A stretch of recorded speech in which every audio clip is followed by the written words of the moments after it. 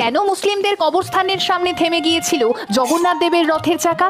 সালবেগ নামের একজন মুসলিম ব্যক্তি ছিলেন, যার মা হিন্দু এবং বাবা ছিলেন মুসলিম। একটি যুদ্ধক্ষেত্রে সালবেগের মাথায় আঘাত লাগে। অনেক চিকিৎসা করিয়েও সেই চোট সারানো যায়নি। সালবেগের মা সালবেগকে বলেন জগন্নাথ দেবকে স্মরণ করতে। এরপর সালবেগ সারাদিন রাত জগন্নাথ দেবের নাম জপ করতে থাকেন এবং কিছুদিন পরেই স্বপ্নে স্বয়ং জগন্নাথ দেব সালবেগের সামনে এসে দাঁড়ান। সালবেগের ঘুম তৎক্ষণাৎ ভেঙে যায়, আর ঘুম থেকে উঠেই তিনি দেখেন তার মাথার আঘাত পুরোপুরি সেরে গিয়েছে। এরপর তিনি জগন্নাথ দর্শনের জন্য জগন্নাথ দেবের মন্দিরে পৌঁছে যান, কিন্তু তাকে ঢুকতে দেওয়া হয় না মুসলিম বলে।